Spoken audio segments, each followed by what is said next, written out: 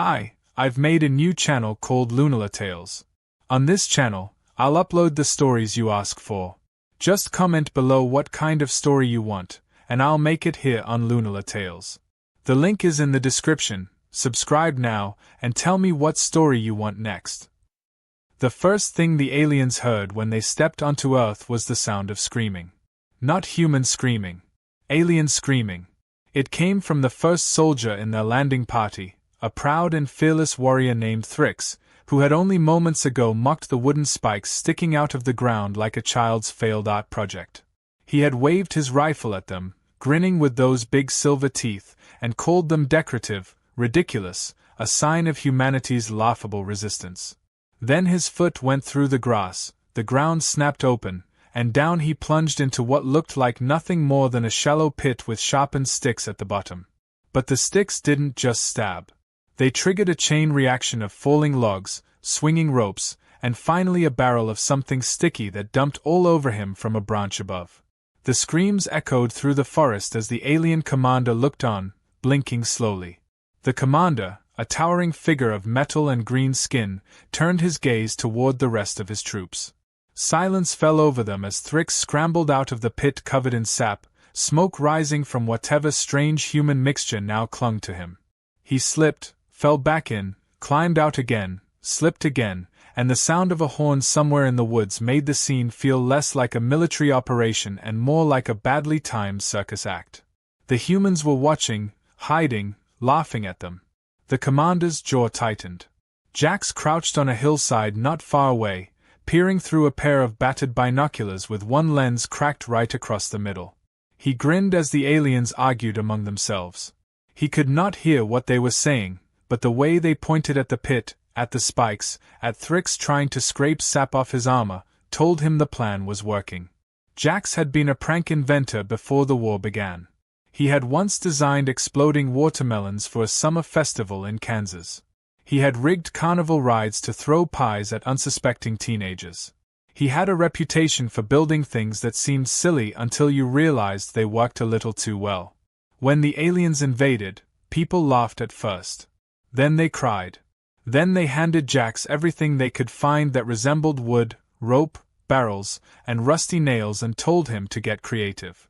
And here he was, crouched in the shadows, watching the most advanced species in the galaxy fumble over simple wooden contraptions. The aliens had plasma rifles that could burn holes through tanks, ships that could cross galaxies in hours, armor that could survive meteor impacts. But they also had egos the size of small planets. They had come here believing they were invincible. Jax knew from the moment they landed that ego was something he could use. He only needed them to laugh at his work long enough to walk right into it. The alien commander barked an order, and several soldiers moved forward cautiously this time, weapons scanning the tree line. One of them kicked at the wooden spikes as if expecting them to explode. Nothing happened. Another waved a scanner over the ground and announced something in a harsh, clicking language. Then, deciding it was safe, they all marched forward toward the tree line, rifles raised. The second trap triggered when one of them brushed against a thin rope stretched between two trees at ankle height. The aliens heard a faint snap, then a louder one, then the creaking of wood above. By the time they looked up, 3 enormous logs swung down on chains, smashing into them like angry giants. Armor cracked. Rifles flew out of hands. One alien was flung sideways into the very pit Thrix had just crawled out of.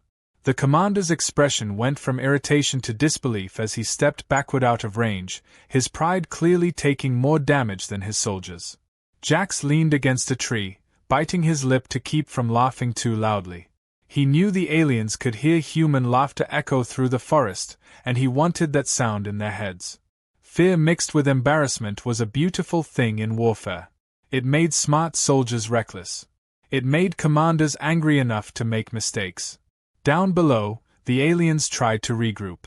They fired into the trees, blue plasma bolts cutting through branches. Birds scattered. Smoke rose from burning leaves. But the humans were long gone from those positions. Jax and his crew worked in layers, setting traps miles ahead, always staying 2 steps out of reach. Thrix, now free of sap but covered in soot from a burning tree, staggered toward the commander. He shouted something, pointing at the spikes, the ropes, the logs. The commander's reply was short, sharp, and ended with a gesture toward the horizon where the main landing force was setting up camp. The meaning was clear enough. End this. Crush them. Stop being humiliated by creatures who built weapons out of tree branches. Jax watched them march toward the next clearing where the real surprises waited. He remembered setting it up with his team the night before, hammering together crude levers and trip wires while one of the younger fighters asked why they bothered with such ridiculous weapons. Because Jax had told them, ridiculous works. No one expects to lose to something that looks stupid. That was the secret. You make it look harmless. Then you make it hurt. The clearing ahead looked empty except for a few wooden stakes poking out of the ground. The aliens entered cautiously, weapons scanning. Nothing moved. No ropes. No logs. Just grass and sun and silence. They spread out, relaxed slightly, maybe even laughed again. Then the ground collapsed beneath half their squad as a hidden floor of branches and leaves gave way, dropping them into a pit lined not with spikes this time but with buckets of sticky black liquid that splashed all over their armor. The liquid ignited a moment later from a spark triggered by the fall. Screams filled the air again as the aliens scrambled out, smoke pouring off them while the rest of the soldiers backed away in shock.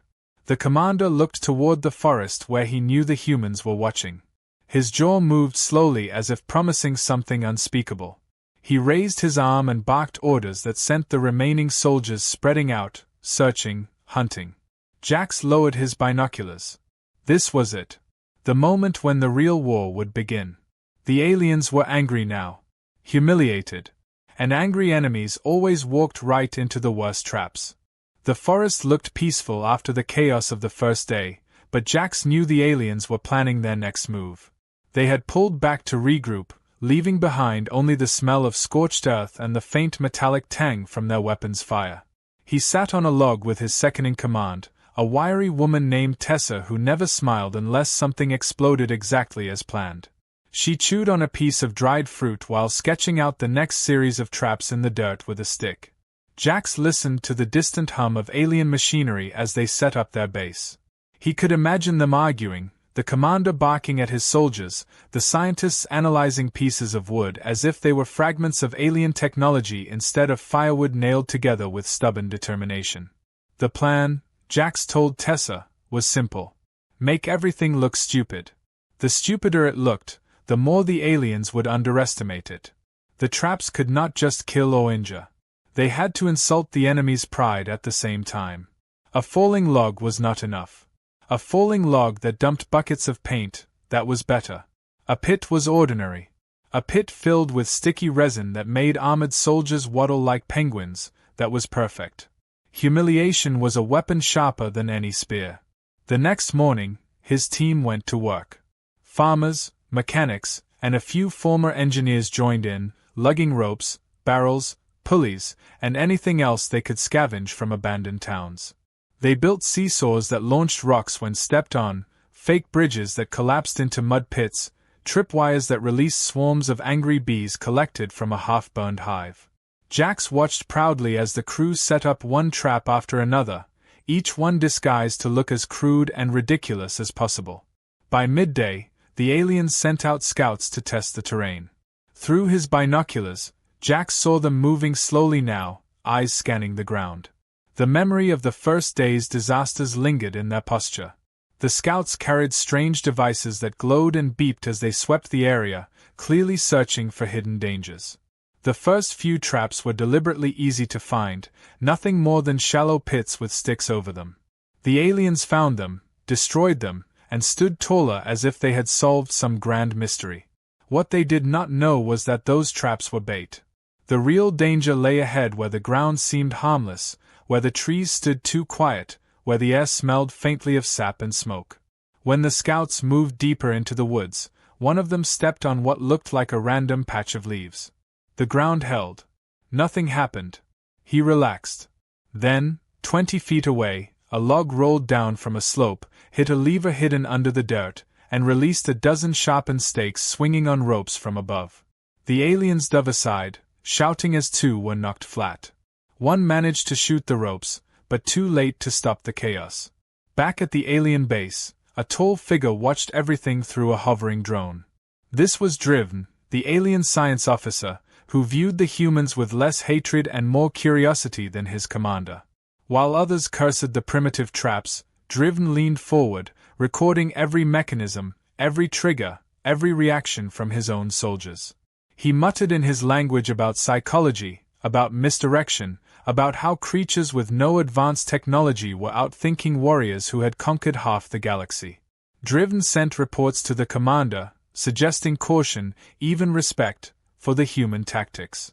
The commander replied by ordering heavier weapons to the front lines.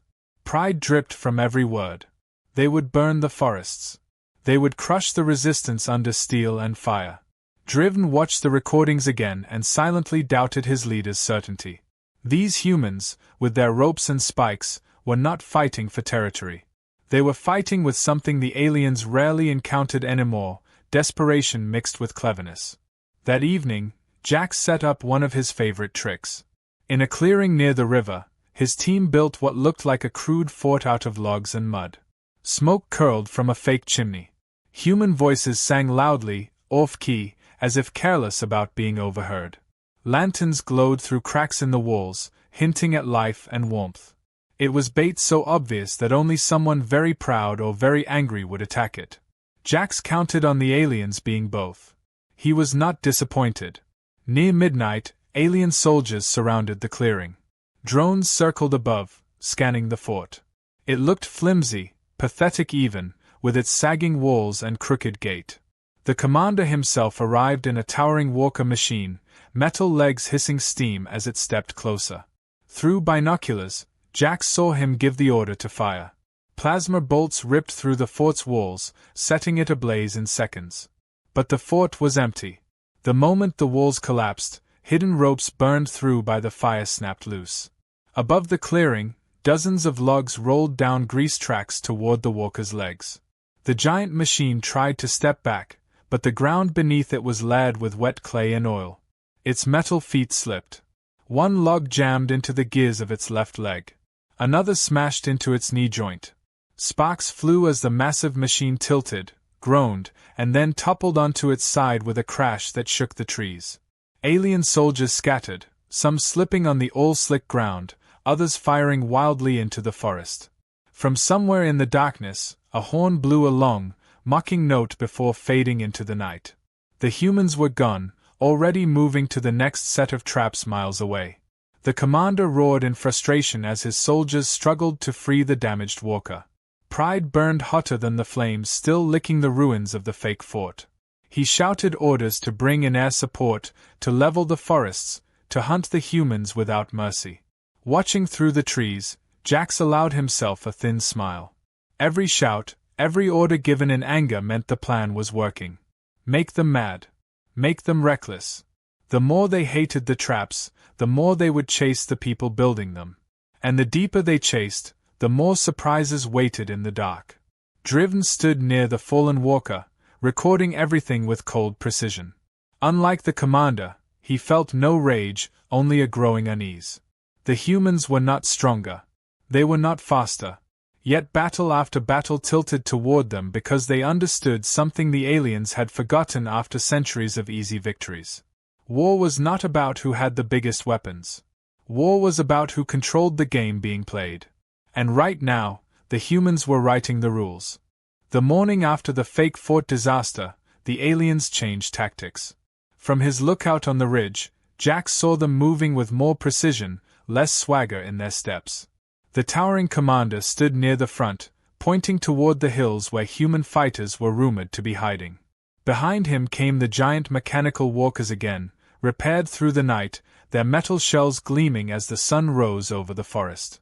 Drones buzzed above like angry insects, scanning the ground for traps. Soldiers with flamethrowers marched at the edges, ready to torch any suspicious undergrowth. The aliens had learned, or so they believed, and today they planned to crush the humans with sheer force. Jax crouched among the trees, studying them through his battered binoculars. Tessa knelt beside him, running a hand through her short hair nervously as the sound of grinding metal drifted toward them. The walkers were enormous, each one like a moving tower bristling with cannons. One blast from those weapons could erase a clearing full of fighters. Jax knew the aliens thought these machines made them untouchable. That was fine. Overconfidence was a weapon Jax loved turning against his enemies. Down in the valley, the first walker stepped onto what looked like solid ground. It was, in fact, solid enough. Jax had no intention of wasting traps on the edges. He wanted them deep in the kill zone. He wanted them surrounded. He watched as more walkers followed, their massive legs stumping craters into the earth. Soldiers advanced in lines between the machines, weapons sweeping the trees. For a moment the whole scene looked unstoppable, an army of metal and firepower against a few dozen humans with ropes and wood. But Jax had spent the night preparing something special. He signaled with a mirror, sunlight flashing toward fighters hidden along the slopes. They moved into position silently, almost invisible among the leaves. At Jax's feet lay a thick rope stretching across the ground, attached to a system of pulleys and counterweights hidden beneath piles of brush. It looked like nothing. That was the point. The first walker reached the center of the valley. A loud clang echoed as its metal foot struck a buried plate. At once, ropes snapped free, and a massive log swung from a camouflage tower of branches, smashing into the walker's left knee joint. The machine staggered but did not fall. The aliens laughed over their comms, certain the humans had failed. Then the second phase triggered. Hidden pits collapsed beneath the machine's other legs, each one lined not with spikes this time but with thick wooden poles coated in oil. The poles jammed into the moving joints as the walker sank, twisting and locking its limbs. Sparks flew as the giant machine tried to wrench itself free. Its cannons swung wildly, firing into the trees as if blind with rage. One blast vaporized an empty hut left as bait, scattering debris into the air. Jax signaled again. A second wave of traps released from the slopes above. Dozens of logs rolled down, slamming into the trapped walker from both sides. The giant machine groaned, tilted, and finally crashed onto its side with a scream of tearing metal. Human fighters cheered from the tree line as the impact shook the valley floor. The alien commander shouted orders furiously. The remaining walkers advanced, firing at the slopes, but Jax had planned for this too. The humans retreated through narrow ravines laced with more traps. When the second walker followed, its legs struck what looked like a simple wooden stake buried in the mud. The stake triggered a counterweight system that released a net woven from steel cables scavenged from an old bridge. The net snapped upward with brutal force, wrapping around the walker's legs and dragging them together. The massive machine toppled like a drunk giant, smashing through trees as it fell. Amid the chaos, the alien science officer Driven watched silently from a transport at the edge of the valley. His large eyes blinked slowly as he recorded everything with his drones. Unlike the commander, Driven felt no rage, only a cold fascination as the humans turned scraps of wood and rope into weapons capable of defeating the Empire's most advanced machines. He muttered to himself about tactics, about psychology, about wars won not with power but with wit. Back on the field, the alien soldiers grew desperate. They advanced on foot now, plasma rifles cutting through trees as they searched for the humans who kept vanishing after every attack. One squad found a tunnel entrance hidden behind fallen branches. Thinking they had discovered a human escape route, they charged inside. The tunnel collapsed behind them with a thunderous crack. Barrels of sticky tar rolled from hidden shelves above, coating armor and weapons. Then came the torches, lit by retreating fighters. Flames roared through the tunnel as the trapped soldiers screamed and scrambled to escape the burning mess. Outside, the commander's fury shook the air as much as the cannons had. He demanded airstrikes.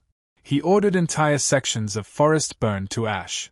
He promised rewards to whoever brought him the human leader's head. Jax listened from the hills, crouched beside Tessa as smoke rose from the valley. He knew the commander would destroy half the landscape if it meant victory. That was part of the plan. The angrier the aliens became, the less they thought. And the less they thought, the more they blundered into traps waiting miles ahead. But Jax also knew this game could not last forever. The aliens had numbers and technology on their side. Every day they adapted a little more, scanned a little faster, destroyed a few more traps before triggering them. Sooner or later they would stop underestimating the humans. As if to prove the point, one of the drones overhead suddenly veered toward the ridge where Jax crouched. It hovered, scanning the ground with a red beam. Fighters dove for cover as the drone fired a burst of plasma that scorched the dirt inches from Jax's boots. He rolled behind a rock as Tessa shot the drone with a crossbow bolt tied to an old car battery. Sparks exploded as the machine crashed, but Jax knew the aliens now had their location. More drones swarmed toward the ridge. Plasma fire sliced through the trees. Fighters scattered as Jax shouted for everyone to fall back toward the river. The traps had bought time, had shattered two of the enemy's prized machines, but the aliens were learning with each battle. As he ran through the smoke-filled forest, Jax heard the commander's furious voice booming through loudspeakers in broken human words. "Surrender now," it said. "The game is over." But Jax was already planning the next move, because the game was never over until the last trap was sprung. Smoke clung to the forest like a living thing, curling through the trees and stinging the eyes of both humans and aliens alike. Jax crouched near the riverbank with Tessa and the others, watching the sky glow orange where the aliens had set entire hillsides on fire. The commander was finished playing games. The air strikes had started at dawn, drones sweeping overhead with scanning beams while flamethrower squads torched anything that moved. The traps that had seemed so clever days ago were harder to place now because the enemy burned everything first, leaving nothing but blackened stumps and ash. Yet Jax smiled through the smoke because he had expected this. He had wanted this. When the enemy grew angry enough to destroy everything in sight, they stopped looking for the real dangers hiding beneath the chaos. The humans retreated deeper into the hills, luring the aliens mile by mile toward the mountains where the largest traps waited. Bridges had been rigged to collapse. Entire slopes had been prepared with boulders loosened to fall at the pull of a single rope. Caverns had been filled with barrels of oil and explosives stolen from alien supply depots. If the commander wanted to chase them into the high country, then he would pay for every step. But the commander was not a fool. He brought the walkers again, repaired and covered with plating thick enough to shrug off falling trees. He sent soldiers with scanning equipment ahead of the main force, sweeping the ground for anything buried. And he ordered air patrols to circle constantly, blasting apart any structure that looked like a trap before the troops even reached it. Watching from a ridge, Jax admitted silently that things were getting harder. Half the traps his crew had spent all night building were destroyed before a single alien touched them. The enemy was learning faster now, adapting after each failure. The soldiers moved cautiously, no longer laughing at the wooden spikes or the ropes tied across paths. Drones hovered in front of them like metal vultures, mapping the ground before the first foot ever stepped forward. The humans had won the early battles with surprise and humiliation, but that edge was slipping away. Then something unexpected happened. Near midday, as the aliens advanced through a narrow pass, one of their own transports exploded in a burst of fire and black smoke. Soldiers scrambled in confusion, shouting in their guttural language. Through his binoculars, Jax saw figures running from the wreckage. Not human fighters. Aliens. Two of them carried packs of supplies. One clutched a data console. They were deserters fleeing their own army. Among them was Driven, the alien science officer. Jax blinked in surprise as the deserters scrambled toward the hills rather than back to the safety of their base. Alien soldiers chased them, weapons firing, but Driven and his companions reached the tree line and vanished into the smoke. Moments later, a squad of humans hiding nearby captured them without a fight. When Jax reached the prisoners, Driven spoke through a translation device in slow, precise words. He was done serving a commander too arrogant to see the danger he was in. He wanted safe passage in exchange for information. Tessa did not trust him, but Jax listened carefully as Driven described the commander's plans. The alien leader had called for orbital strikes. Entire valleys would be leveled from the sky within 2 days. If the humans had any last strategy, they needed to use it before the fire from above ended the war for good. Jax studied the alien scientist. There was no fear in Driven's voice, only cold logic as he explained the weaknesses of the walkers, the fuel depots hidden in the hills, the landing zones where the commander stored ammunition. He even gave the locations of the communication relays that guided the drones overhead. Destroy those, Driven said, and the sky would go silent long enough for one decisive strike. Tessa still did not trust him. Maybe it was a trap. Maybe the alien commander had sent Driven here on purpose to feed them lies. But Jax believed the scientist's pride had finally snapped under the weight of the commander's arrogance. Driven wanted him to lose, even if it meant helping the humans. That night, under a sky glowing red with fire and tracer rounds, Jax planned the most dangerous trap of the war. If the aliens wanted to chase them into the mountains, then the mountains themselves would become the weapon. Ropes and pulleys were set across cliffsides holding back hundreds of boulders loosened by miners decades ago. Barrels of stolen fuel were buried in narrow ravines where alien troops would have no room to scatter if flames reached them. Bridges were wired to collapse at the pull of a single lever. It would take everything they had left. The next morning, the aliens came just as expected. Walkers stomped through the ash while soldiers advanced in long lines between the cliffs. Drones buzzed overhead, scanning the rocks. When one detected the buried fuel barrels, plasma fire destroyed them before the humans could use them. Another drone spotted a bridge rigged with explosives, and soldiers blasted it apart before crossing. But the aliens did not see everything. As the army pushed deeper into the mountains, Jax waited with his crew high above the pass. He held the rope that controlled the first rockslide. Below, the commander rode in the largest walker, its metal armor shining in the sun as if daring the humans to try again. They tried. When half the alien army reached the center of the pass, Jax yanked the rope. Hundreds of boulders thundered down the slopes. Soldiers scattered in panic as two walkers vanished beneath the avalanche. The narrow pass became a storm of dust and stone. When the echoes faded, half the valley was buried under broken rock. Alien troops climbed over the wreckage, firing into the hills, but more traps triggered as they advanced. Hidden pits opened beneath soldiers who thought the ground was safe. Nets of steel cables whipped upward, tangling legs and weapons. Oil slicks set the slopes on fire when sparks from plasma blasts rained down. The commander's walker pushed through it all, cannons firing into the cliffs as if rage alone could clear the path. He was coming for Jax now, straight toward the highest ridge where the last and largest trap waited. Jax signaled his fighters to fall back toward the final line. The alien army, battered but furious, followed without hesitation. Just as he had planned. Because the deeper they came, the less chance any of them had of leaving the mountains alive. Rain began to fall across the mountains as the humans retreated toward the final line of traps. It slicked the cliffs and turned the narrow trails into streams of mud, but Jax welcomed it. Rain made everything harder to see, harder to control. It made soldiers slip at the wrong moment, made ropes swell and snap loose when no one expected it. He crouched under a ledge with Tessa and the others, watching through sheets of water as the alien army pushed deeper into the mountains.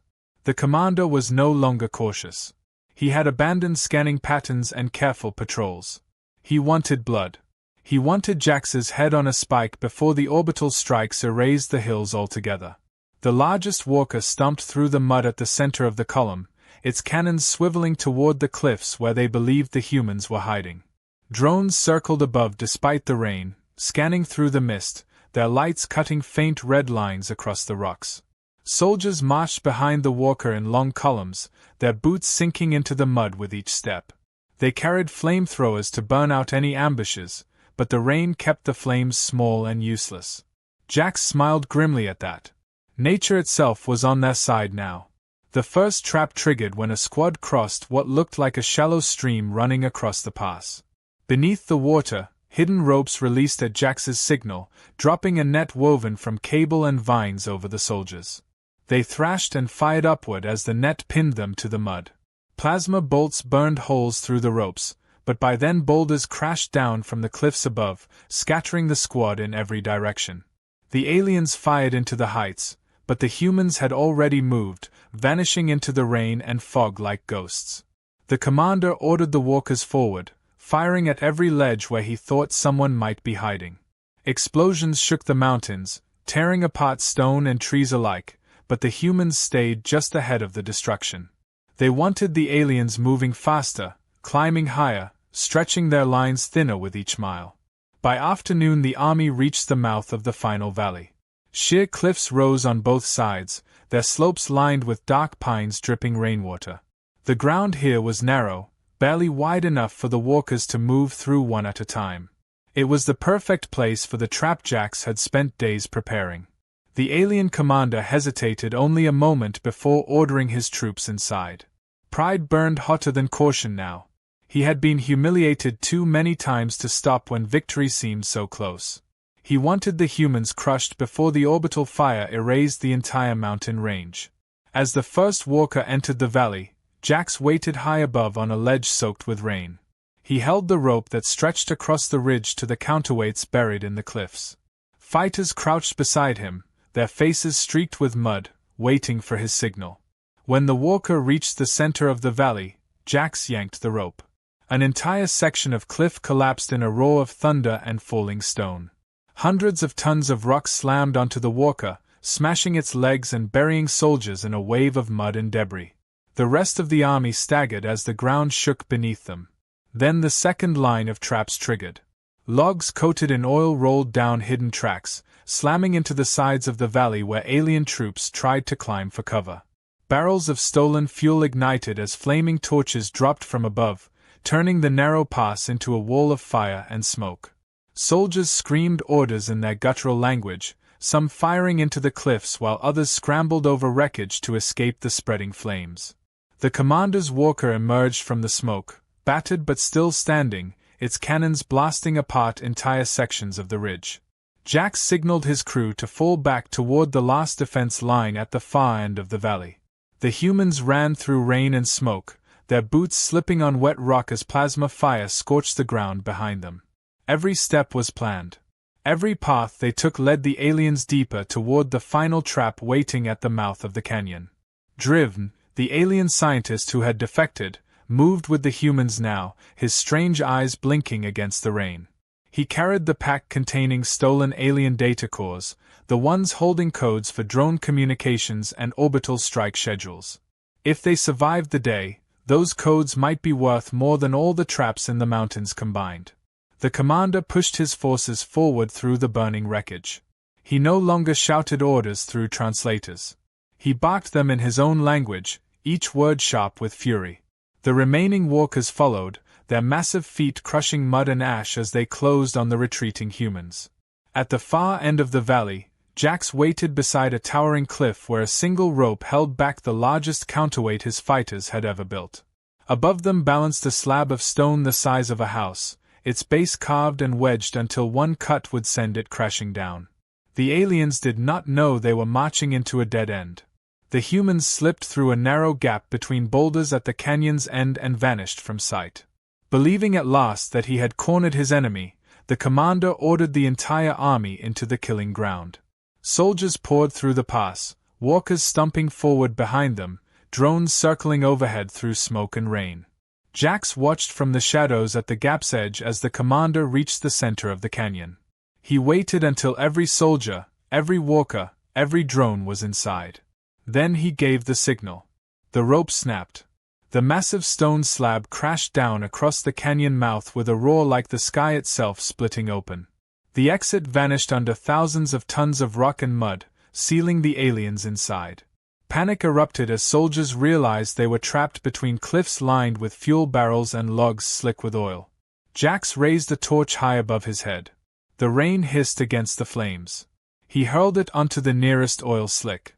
Fire exploded across the canyon floor, racing toward the fuel barrels buried in the walls. One by one they ignited, each blast rolling through the canyon like thunder until the entire valley became a storm of fire, falling rock, and shattered metal. The alien army was no longer advancing. It was burning, collapsing, and dying beneath the mountains themselves. And the commander, trapped with the rest of them, bellowed his rage into the smoke as the humans slipped away through the secret paths only they knew. The mountains burned for hours after the humans slipped away through the narrow paths behind the cliffs. The explosions shook the peaks until boulders crashed from ridges that had stood for centuries. Fire rolled through the canyon like a living thing, swallowing the wreckage of alien walkers and the soldiers who had marched behind them. Smoke rose in black columns toward the gray sky until even the drones circling above lost contact with the surviving units inside. Jax watched from the opposite ridge as the final fuel cache exploded near the canyon center, flames leaping so high they lit the clouds from below. It was over. No army could survive what had just happened in that valley. By nightfall the fires began to die out, leaving behind nothing but ash, twisted metal, and silence broken only by the hiss of steam where rain struck smoldering rock. The alien commander never emerged. Neither did most of his troops. A few survivors staggered out hours later, burned and stumbling, weapons gone, their pride shattered along with their machines. They did not look like conquerors anymore. They looked like creatures who had finally realized the planet they had mocked from the moment they arrived had defeated them with wood, rope, stone, and fire. Jax led his fighters down from the heights cautiously, unsure whether more alien forces might be coming from beyond the mountains. The survivors did not resist when they were disarmed. Some collapsed in the mud without a fight. Others stared at the wreckage behind them as if still unable to understand how everything had gone so wrong. The humans tied them with ropes and left them alive.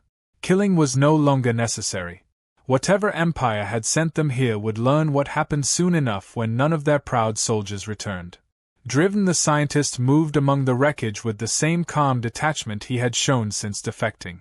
He examined broken drones, shattered walker legs, and the burned remains of fuel depots as though collecting data rather than witnessing defeat. When Jax approached, Driven handed him the pack containing the stolen alien data cores.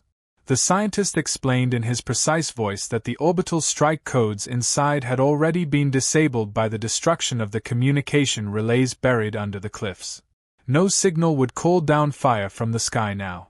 The humans had not only survived the ground war but prevented the entire mountain range from being erased in the final act of alien rage. Tessa walked through the mud beside Jax, her face streaked with soot. She had fought in every battle since the first day when the aliens laughed at the wooden spikes. Now she stared at the burned valley and asked if it was finally over. Jax wanted to say yes but knew better. Somewhere beyond the stars, the empire that sent this army might still send another. But after what happened here, maybe they would think twice before marching so confidently into the lands of people who refused to surrender. The next morning the surviving aliens were marched down from the mountains under guard. Some limped. Others leaned on broken weapons like crutches. None spoke. When they reached the lowlands where green fields began beyond the blackened forest, they were given water and food by the same villagers whose homes they had burned days earlier. Not out of kindness. Out of pity. Even enemies deserved pity when beaten so completely that their pride would never recover.